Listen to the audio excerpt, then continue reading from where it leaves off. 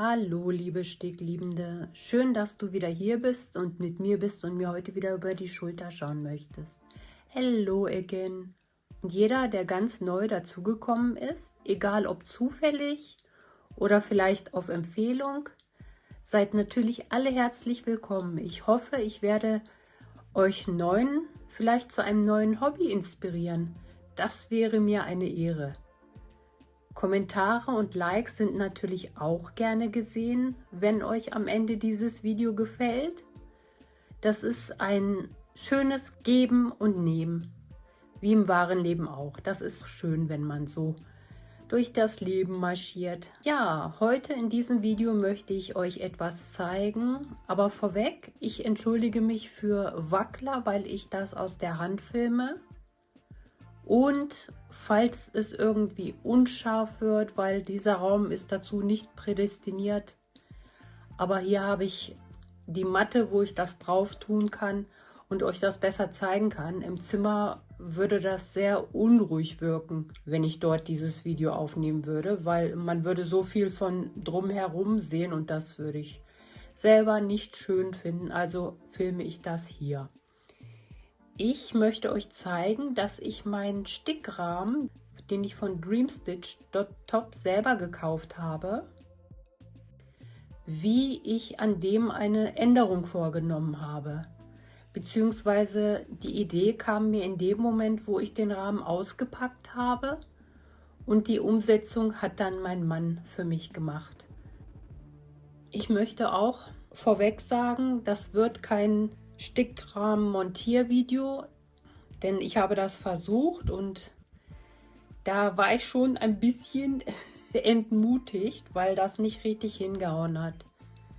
Weil das ja ein ziemlich großer Rahmen mit 1,40 und das Montieren, das zu zeigen, war eine Katastrophe, aber noch schlimmer war, als ich das eingespannt habe und das hat nicht richtig hingehauen. Da konnte ich euch gar nichts Vernünftiges zeigen. Und deswegen werde ich dazu erstmal kein Aufbauvideo zeigen, zumal ich das jetzt auch gut eingespannt habe. Und ich muss ehrlich sagen, mir fehlt die Muße, das jetzt nochmal auszuspannen und extra für die Kamera nochmal das Ganze von vorn zu machen. Weil jetzt ist es schön fest im Rahmen und ich bin super happy damit und ich hoffe, ihr habt dafür auch Verständnis.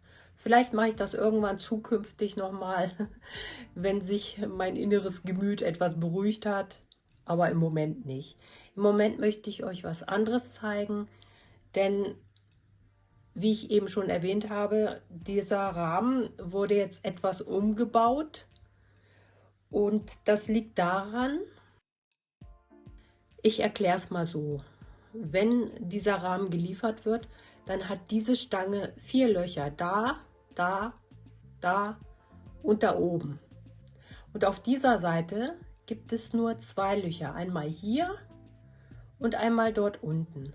Also in der Mitte sind keine Löcher. Und da hatte ich beim Auspacken gleich schon irgendwie so ein trauriges Gesicht, weil ich gedacht habe, ach nö, warum sind denn hier keine Löcher in die Stange montiert? Warum hat denn diese Stange nur 2 Löcher? Denn, wie ihr hier seht, habe ich das jetzt schmaler. Im Normalfall wäre das so breit.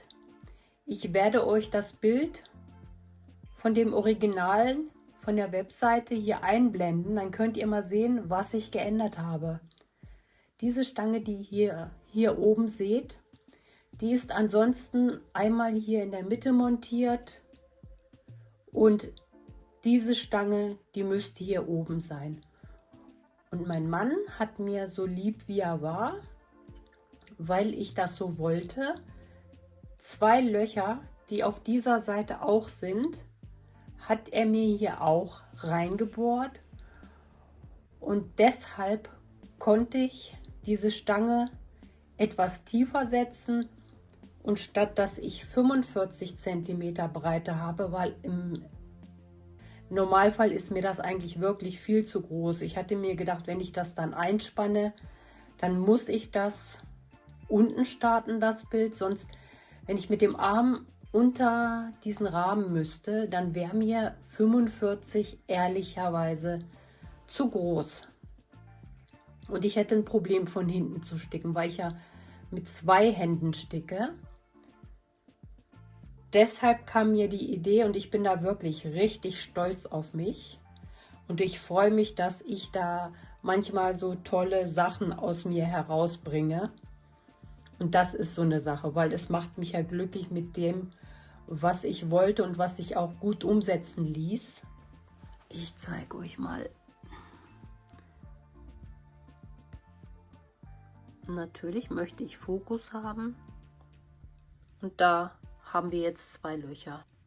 Und deshalb habe ich auch den Arm frei zur Verfügung und kann den locker von unten unter dem Stickrahmen an meinen Stickplatz nutzen. Ja, die Montage, also auch wenn ich die euch nicht zeige, die ist wirklich so simpel. Ihr müsst einfach diese Teile, davon bekommt ihr 6, sieht man das hier? Na, jetzt ist hier der Rahmen so ein bisschen. Ich blende euch mal das Bild mit den Zubehörteilen ein, dann könnt ihr das selber mal sehen, wie viel das ist, was alles dabei war.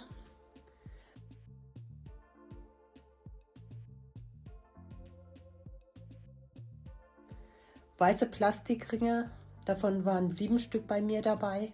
Ihr braucht aber nur 6.